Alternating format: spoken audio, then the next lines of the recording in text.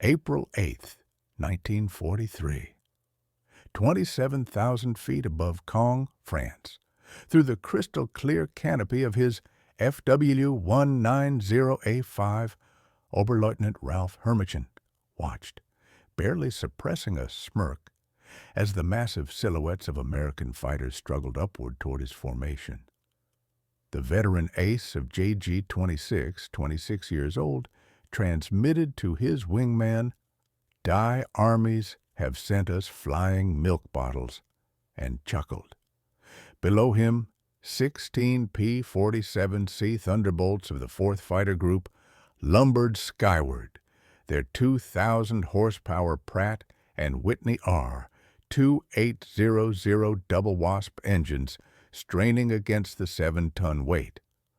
To German pilots, accustomed to sleek Spitfires and nimble Soviet aircraft, these American machines seemed almost comical. Barrel-shaped fuselages, greenhouse canopies, wings that looked too small for their massive bodies, and propellers that dwarfed anything in the Luftwaffe inventory. What Hermichen and his comrades could not yet imagine was that these ungainly machines were the harbingers of a revolution in aerial combat. Within 18 months, these so-called flying milk bottles would become instruments of terror. 8.50 caliber Browning machine guns, firing a combined 6,000 rounds per minute, could destroy an enemy aircraft in less than 2 seconds. The story begins not in the skies over Europe, but in the urgent design rooms of Republic Aviation. June 1940. As German fighters swept across France, Alexander Kartveli, the Georgian-born chief designer, received specifications from the U.S. Army Air Corps. A high-altitude interceptor capable of matching the Luftwaffe's best. Kartveli's response was unprecedented. He would not merely match the Luftwaffe, he would redefine air combat. "It will be a dinosaur," he told his team, "but a dinosaur with good proportions." The result, the XP-47B, first flown on May 6, 1941. It weighed 65% more than its predecessor, the P-43 Lancer. Its massive turbo-supercharged radial engine, complex ducting, and enormous fuselage shocked everyone who approached it. Test pilots asked the same incredulous question. This thing actually flies? Yes, it did. At 27,000 feet, where German fighters gasped for air, the Pratt and Whitney R 2800 maintained full power. Its turbocharger, powered by exhaust gases, delivered sea-level performance in the stratosphere, giving the Thunderbolt an unmatched combination of mass, speed, and firepower. But mastering the Thunderbolt was no simple task. Major Hubert Zemke, commanding the 56th Fighter Group at Bridgeport, Connecticut, initially despised the aircraft. Between September 1942 and January 1943, his unit lost 18 pilots and 41 aircraft in training accidents. The P-47 could torque roll on takeoff, ground loop on landing, and dive so violently that compressibility would freeze the controls. Yet, for those who mastered it, the experience was extraordinary. Lieutenant Robert Johnson, a farm boy from Oklahoma, described his first flight. "It was like strapping yourself to a locomotive. The power was unbelievable. You didn't fly it, you aimed it." April 1943. Combat for the Americans began in earnest. The P-47s could not outturn the FW-190s, nor outclimb the Bf-109s. German pilots, confident in their superior maneuverability, called the Thunderbolts Indiana, fat targets pretending to be warriors. The statistics initially seemed to confirm their scorn. 14 P-47s lost in the first month for just 3 confirmed German kills. But something extraordinary was happening. The P-47 absorbed punishment that would have destroyed any other fighter. One aircraft returned from a mission with 21 cannon holes and over 100 machine gun strikes. The radial engine, devoid of vulnerable liquid cooling systems, shrugged off hits that would have stopped a Spitfire cold. And when the Thunderbolts fired back, the results were catastrophic. 8.50 caliber machine guns converged on a single zone, delivering a hailstorm of lead. German fighters were unprepared for the P-47's combination of firepower and survivability. June 26, 1943, over Lasso, France. Second Lieutenant Robert S. Johnson, returning from escort duty in a formation of 48 P-47s, was ambushed by 16 FW-190.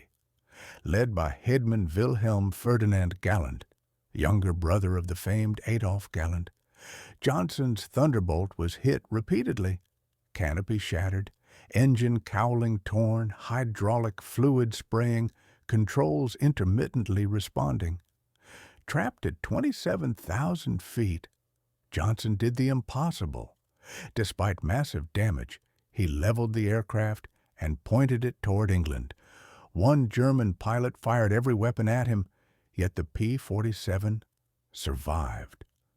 Johnson landed at Manston, the aircraft riddled with over 200 bullet holes, a cannon shell exploding inches from his head. The Thunderbolt had endured what no German fighter could. By July 1943, American pilots learned to exploit the Thunderbolt's strengths.